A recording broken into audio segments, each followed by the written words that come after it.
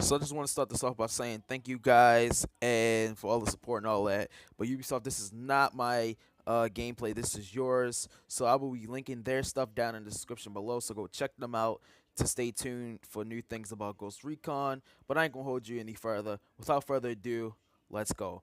Play it.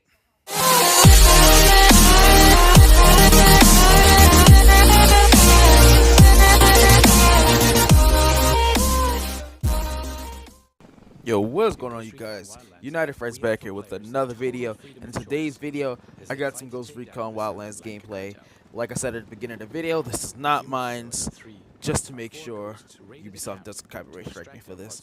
But anyway, I know I'm a little late to all the Ghost Recon Wildlands, news and stuff, but I've been watching the game since they released it. This is a game I've been wanting for a while. I've always been a huge Ghost Recon fan. I've been playing it since like the PlayStation 2. You know, I remember those days, having fun, just a lot of stuff on PlayStation 2. But this game, they're finally taking it to open world. And open world is, to me, a big step up for this game and for this game title, because open world can just make a game seem good or bad. GTA 5, not putting this in comparison, but GTA 5 was always open world. Imagine that not being open world. But with its open world aspects, the game is just so much more better. Just all around way better game. But anyway, let's get back to what we're here about now. Ghost Recon Wildlands. What am I looking for? For a Ghost Recon player who's played this since CS2, I'm looking for a lot. I'm hoping that we're not, even though it's open world, we're not, still being held back by just something small.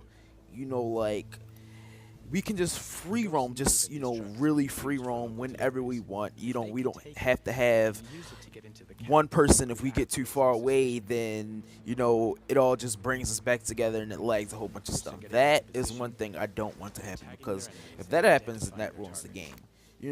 Another thing I wish we can do is, throughout the open world, as a 4-player co-op thing, we could all do our own missions at one time. So we can choose and pick whatever missions we want. And if we want to tackle that one player, just by ourselves, then by all means we can. But that's probably going to be a big step up, because I'm pretty sure you need the other 3 AI if you're going to do something like that. Or if they do that, split it up, have at least 2 people doing, well, 2 groups.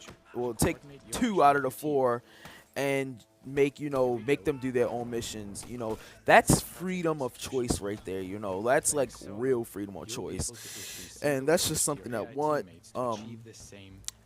But another thing is, I know Ghost Recon is meant for their guns, their attachments. Their gunsmith is awesome. It's up there with Armor 3 and all the attachments and all the different things you can do in the game. I hope all the attachments act different. So if there's a certain suppressor, I don't know, R2 suppressor, this is just coming off my mind from like Battlefield or something. But like, if I take a R2 suppressor and take a regular suppressor, it needs to be a difference. It needs to be a difference in range, sound, and stuff like that. So I just hope all the attachments work differently. I know the rifle scopes are going to work differently, all that, but I'm talking about foregrips and stuff, all different types of foregrips. Hopefully they work different in their own aspect. But as you can see in the background of the gameplay, we jumped out of a helicopter, which had me excited. And right here in this clip, they're scouting with drones. That's the big thing in Ghost Recon, is they're scouting with the drones. The drones is a big thing in the game. It just flies. It has thermal vision, heat vision. It can even act as a bomb. It can EMP things around it. So this drone plays a really, really big part of Ghost Recon Wildlands, which I am truly excited for. What else? We don't know a lot about the drone, but we know just enough to know that this drone is going to be a really dope accessory to use and stuff like that. And what I'm most excited for is just to play with the friends, the whole co-op thing. You know, I love co-op. I love playing with friends. Anytime I have time to play with friends, I will always do that. And for like in this gameplay, you know, they're splitting up, which looks really good. You know, you got 2 people infiltrating the base, and you got 2 people with Overwatch, which is just all around good. And I think this game has a night and day cycle.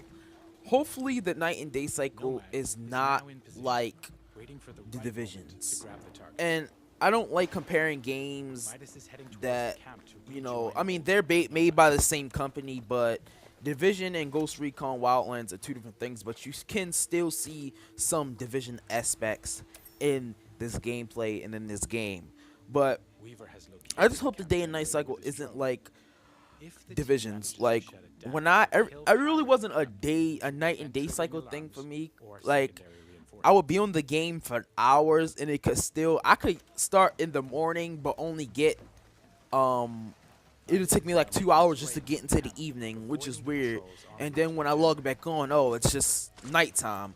In this game, I hope that it's like a real night and day cycle. You know, if I'm spending 1 hour of time in real life and 1 hour of time, well, no, say if I spend about 4 hours on the game in real life, and within those 4 hours, you know, the time should be going. You know, I should actually see when the sun's setting, when the moon's going to come up, stuff like that. I'm really hoping the best for this game, because I know a lot of people really don't like what Ubisoft has been doing lately. You know, they've been dropping the quality of the games from what the trailer be showing, and for like E3 and stuff like that. So it's, you know, they had 4 or 5 years, I believe, to work on this game, and I think 4 or 5 years should be enough.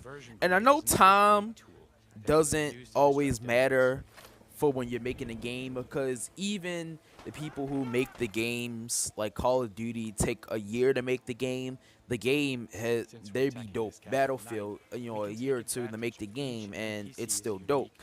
So this game has had over the time, you know, a lot of time to be made, which I really love. And in this clip right here, you can see the ghost, you know, infiltrating the base. And in that previous clip, the guy, he was sleeping, and I heard one of the developers or whoever say that the players have their own kind of cycle, you know. So if you infiltrated the base and you scout one day or something like that, they're not just going to be set in that specific spot. They're going to be moving all around the base if you follow them around. And when it's nighttime throughout the day and all that, when it actually does become nighttime, you know, there's the players fall asleep and, you know, stuff like that, which is really, really dope to me. If that's really true, that'd be amazing, you know. I hope the AI aren't as much of a letdown. You know, I wish they are more hard. You know, in the gameplay they look aware, you know, awareness for the thing, but I think that it looks too easy to kill the AI. Like, it doesn't seem like they're putting up that big fight. Like, oh, you see a couple of guys and you can drop them. Like, one guy doesn't pull out his gun. It's just too fast right now. Not saying that it can't be fast, but it's just, you know, I don't want the AI to be slow and retarded looking, you know, like any other game. So, yeah, now, as far as the surroundings, the open world, the look of the open world, I love it. You know, it looks dope. The trailer looks dope. Ubisoft, please, please, please, please don't drop the quality when the game comes out. I know you do it a different way for the trailers. It's, you know, it got to be looking good, but the Division, it didn't look bad, but that was like the biggest drop of quality in a game I've ever seen, you know, especially in this kind of day we are now in the game. So I just really hope yo guys, do not drop the quality because it's just really a bad thing, you know? You can't do that. The more you do it, the more people you're going to lose throughout, the cycle of the game. And that brings me to when the game comes out and releases, what's next? What's next for the DLC? What are we getting in the season pass if you pre-order the gold edition? Well, I'm gonna tell you what I'm looking forward to. I'm not kind of bragging on now. I want a lot. I hope everything, if there's more parts to the map that they didn't put into the final game, I wish that would be a part. More. I wish they could add more guns, more attachments, more clothing, more vehicles if that's necessary. And, the DLC, I just hope it's popping. I hope it's really great. It's not a letdown. I've heard that there's only going to be 2 major DLCs, I believe. That's what I heard. I don't know. That could be old. That could be not true. But 2, just DLCs. It's okay. I mean, it can be more. But as this video starting wrapping up, you can see the ghosts are now leaving the base. They got whoever they need at Pozzolero, and they're going back, and they're about to extract him, get to the helicopter, and the weather effects look great. This game all around looks great. So that's all for this video, guys. I will be bringing more videos out about Ghost Recon, and without further ado, well, not without further ado, what am I saying? I'm gonna see you guys in the next video. Peace out.